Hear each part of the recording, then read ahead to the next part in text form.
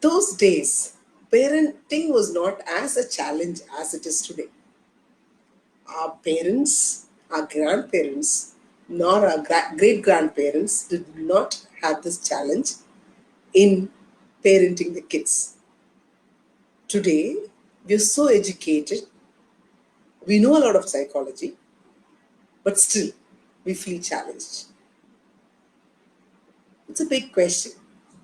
And now, with parents working from home, all kinds of work, everything from home, children attending classes from home, everything, life has become a challenge.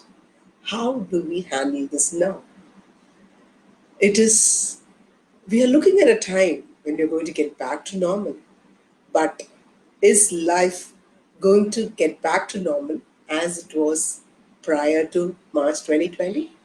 Will we get back those days? Or is it going to be a kind of pre COVID and after COVID days, post COVID days? What are we going to do with the situation, which is so uncertain? It's so uncertain, so ambiguous. Nobody is yet to give us a clarity on how life is going to be after COVID, after this lockdown is relaxed. So here, today, let me just give some tips. I call it the ABCs of parenting. It's a three technical word called antecedents, behavior, and consequences of parenting. Let us just forget all those technical words. But just what is that A? It is the actions. These are the actions that happen that result in the behavior. What results in the behavior? You want the child to do something. You want to talk on, like, give an instruction to the child. It is, you give a verbal instruction. At times you act it out, you do it for the child and get it done and make the child do. So there are two types of prompts, like you either verbally give instructions or also you handle it visually. Here, how do you give the verbal instructions? Are you making it, how is your tone? Are you making it authoritative and aggressive, or are you making it gentle in your voice? It is a point for you to ponder when you handle your children. Here, what we generally tend to do is you give an instruction to the child in the authority of a parent. I am the parent and you are the kid, and here you are expected to behave as I ask you to behave. That tone puts off the child and creates a mind to retaliate. So let us understand that it is kind of a mirror. What you do happens, comes back to you, or you see what you do. It's a reflection of your action. So the way you handle your children, they have, I mean, they give you, they behave accordingly. It is not that a kind of a philosophy or some easy thing to do difficult. Yes, it, I accept it is not always possible for us to be gentle or polite, but this lockdown, all of us, for the past 40 days, we have not gone out, we have not had food from outside. The children, just imagine the children. We have not allowed them to step out of the house at all. So all of us are under like kind of a claustrophobic situation. So in this situation, you have to understand as adults that children cannot understand what is happening outside, the seriousness of things that are happening outside. So they will feel irritated. So you need to be a little more polite with them. So I don't mean to say like you have to be always like, begging of them kind of behavior. No, what I meant by politeness here is gentleness in your voice. And also, when you ask them to do something, try to give them a choice. What would you like to have, this or that? And when they opt for one thing, and then you stand on that, be firm, but please do not shout or scream. And of late, we've been hearing a lot of stories about parents beating the children. Let us not beat the children at all. It leaves a scar in the minds of the children. So please avoid beating children. Also, the next thing that you can do is you come forward to assist them. See, you asking them to put on something. Can I help you? Would you like me to help you? You might think, isn't this a small thing? Why should the child need help in this? Remember, the child is a child. Be like even in their teens, like you have to understand when at your age of 30 or 25 plus, you are unable to understand or accept a child as a child.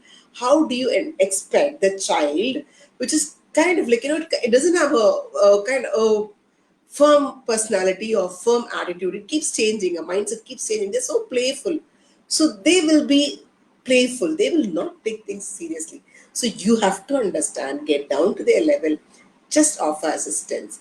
And also using the magic words, please, sorry, thank you. This is a time where you can train the children to use please, sorry, and thank you, and they will start using in their lives. So this time can be used as a training ground for the usage of those words. So whatever be it, say sorry, say please, say thank you. Children will start imitating you.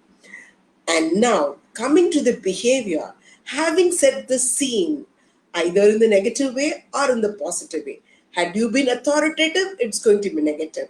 Had you been aggressive, it's going to be negative. Had you been cajoling with a caring attitude and a gentle tone, it has been positive. So, the behavior of the child goes on with the behavior of the parent. Please do understand, it is we whom they model. So if you want them to model you, you have to fake it. Initially, probably you are not able to handle them. You're finding it very difficult. Okay, but then try to act just outside, show them with a smile, talk to them, and then tell them how it can be done. So, initially, when you make it a habit of faking it, it becomes your nature, and by the time the child also gets groomed in its habits, in its behavior. And now, the consequences we have to face according to the behavior, the actions before the behavior and during the behavior. Whatever has been done. Now, how do we change the consequences? Now, these are things that have happened. Now, how do we change it? You all know change is the only permanent thing in life. So here, now it's how to change it. One way, a playful way of changing the children is give them a challenge.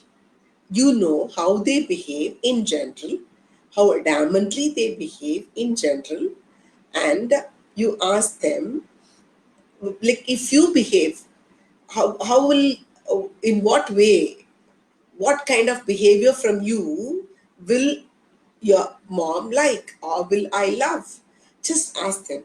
They know that, and as a child, they will tell you the right kind of behavior. So now tell them, since you know that, let us have a drama that you act as if you're doing it the way mama likes. So let them do it. And you, after they do it, after they behave in a way or act in the way which you prefer, say that, appreciate them. Great, good, how beautiful. So nice of you to accept my instructions. So nice of you to make me happy. And give them a high five, give them a pat, whatever, give them a kiss. And then tell them, like, you did once perfectly, but then I'm sure that you will not be able to act it for the second time so perfectly. Ask them to do it again, and then they do it again.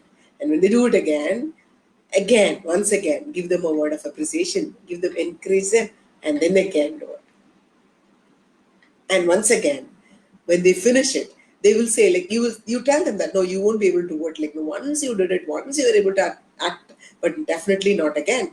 But this, the child will say, no, no, no, no, no, I will act it. I know I can do it. Like, come, let me do it. So once again, the child does it. So once again, you act as if it's a good thing and you appreciate and you kisses it. I mean, appreciate the child, give an encouragement, recognize that. Once again, you tell them that the same action, don't change a different kind of behavior, like one kind of behavior, whichever you want to reiterate in the child, which you want to reinforce in the child, use that alone. Just one time, the same thing. You said, okay, so one thing, once, twice you did okay. Third time, definitely you won't be able to act. So, no, no, no, I will be able to act. The child, like, it's a child like that. The child is childish. So, the child will say, no, I will do it. Once again, do it. Similarly, here, take a few things one by one and make the child act couple of times, thrice or four times, and then leave it. And after some time, like you can just make them remember how you felt and how they felt when they did it right. So keep going. It will take time. It is not going to come out immediately. You cannot sow a seed and pluck it every day, dig it and see the seed, whether the seed is sprouted. You cannot do that.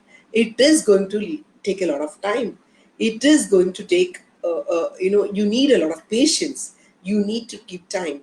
Slowly, it is. So this time, please use this time to make the best out of your children. And the main thing that children expect from you is standing by your words, keeping up your promises, doing what you said that you will do for them, and getting them what you said that you get for them. And if case you're unable to keep up, just say sorry, tell them what has happened. Doesn't matter, that day the child might not accept, but later the child will understand. Make a habit of explaining to the children, though they might look very young, and though they might be very young, and you think that they might not be able to understand you. So now, to get the grip, here I use it as an acronym. G stands for the goals. What are the goals? Goals are the behaviors that you want to create in your children. And O, sorry, grip I said. So R is a reality. You want a set of behavior in your children, but the reality is totally different. Accept that. Now, if the I stands for the implications, if the child starts behaving, what will be the implications of it? So be happy about it. Just think the child will behave, believe that, and now start planning to make it better. Your change in attitude is the most important change that is expected, that only can make the change in the children. It is getting back to normalcy is not going to be the normalcy prior to March 2020. It's going to be the new normalcy. Let us all get ready to face the new normalcy with lots of grit and courage.